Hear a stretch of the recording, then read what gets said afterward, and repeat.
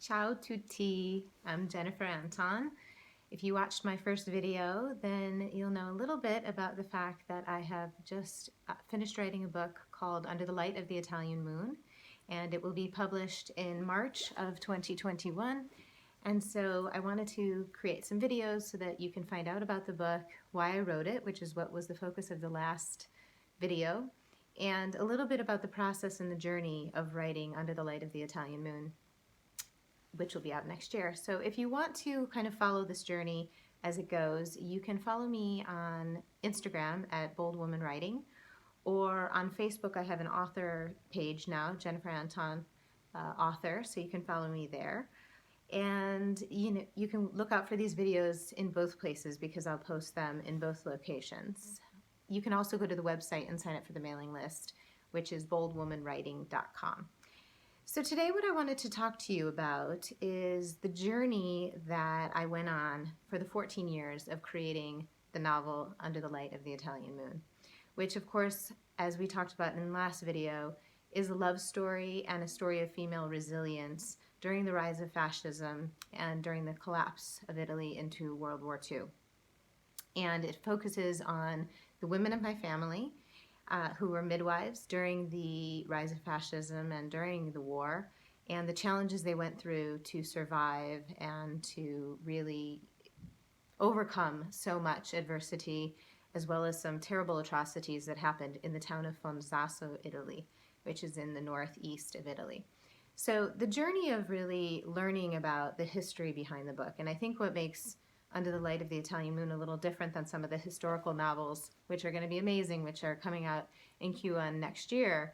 But I think what makes it different is that I really had to go back to Italy because I needed to answer all these questions that when my grandmother died went unanswered, things that she had told me about but that I had to dig in more. I really got these stories from the people who were living there, and so there's so much in this book that came from sort of first-hand accounts, first-hand experiences, charming little nuances of day-to-day life that were happening during that time. And I really feel like it has been special, and it's certainly been a gift to me to be able to gather these people's stories and to incorporate them into the book and incorporate them into the narrative that you'll read when you read Under the Light of the Italian Moon, because there's such beauty in the history that still exists with people who are older. So many of the people that I spoke to, and sometimes it was in English, other times it had to be translated, they were in their 70s, their 80s, their 90s, and they were sharing stories with me. They were going back in time in their minds as I probed and asked questions, and they were sharing such beautiful stories, such beautiful anecdotes with me, little things that they remembered people saying and so forth. And I captured as much of that as I could and brought that into the storytelling for Under the Light of the Italian Moon. And really, as a person, it helped me grow so much because it felt like I was just going back with them in time, into that time when they were young. And in fact, when I sat with them at these tables, I didn't see an older person with, thin gray hair and glasses and, age spots all over their bodies. What I saw was them during that time, and I saw them as my characters. And so I was really able to breathe the life into this, what they were telling me, then into the actual characters that are in the novel. One funny story along these lines are that I did talk to a lot of people in Fonzaso. These people were people that I didn't know before. And one of the gentlemen who is a character in the novel, I contacted him in my very bad English, English and Italian. But I contacted him in my very bad Italian, and then I contacted the owner of the Hotel Santo Antonio because I knew that he would be able to reach out to him and explain what I had said. But this gentleman met me at the hotel, only spoke Italian. He is in his 80s, but of course in the book he was a very beloved and very charming child. And he picked me up. I spoke no good Italian. He spoke no English. And he picked myself and my daughter up. He brought me all over Fonzaso. He brought me to visit relatives that I had no idea were my relatives, who also then told me stories, and then we came back with a translator. But he would drive me around the town and kind of drop me off at a place, and then that person would kind of grab and embrace me and, you know, explain. Somehow we would figure out who we were and how we were related, and it just brought such joy. And the translator then, of course, joined, and then we could actually understand how we were connected, and then they were able to tell me of the stories of my family, and in some cases of themselves, because some of those people who I then met became characters within the book, and obviously their lives were brought to life within the novel. But later that day, we went to visit this gentleman to hear his story. We went to his home, and as I said, he was a much older man. So it was myself, my daughter, who at the time was maybe 8 years old, and the translator and her mother. And we were sitting in his kitchen talking and translating and telling stories. And suddenly he stands up and starts unbuckling his pants. And I start panicking because I think to myself, oh my gosh, what have I gotten us into? You know, I'm driving around town with this complete stranger, and now we're in his kitchen and he's taking his pants down. So he literally, next thing you know, he's standing there in his knickers, and I kind of look over at my daughter, and she's kind of panicking. I look over at the translator, and she just smiles.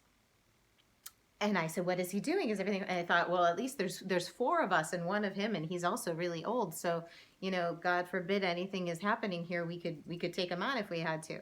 But no, there was nothing weird happening. What he wanted to do was he wanted to show us a scar that he had that literally was from his hip all the way down to his knee, a cut. And it had been when the Nazis had actually stabbed into the bushes where he was hiding because he was helping the partisans. And the Nazis had stabbed into the bushes and sliced down. They didn't know what they were stabbing at. They didn't know if anyone was there, but they had cut him from hip to knee. And he didn't cry, he didn't scream, because he would be caught. But ultimately he did survive. So I won't tell you which character this is. But he told us the story, and he, you know, wanted to show us his scar. And it was one of those experiences where, as a first-time author, you're just realizing that the journey of writing can bring such joy in and of itself. It's not just the output of the novel itself, but it's the collecting of the stories. That's almost a story. It's almost a book in itself, the making of. And it adds so much to your life to go back and do this. So one of the things I just want to say this week is when it comes to the elderly, particularly as we're in this moment of COVID right now. And I think, you know, we know that COVID impacts the elderly more significantly. They are precious. They have precious information in their minds.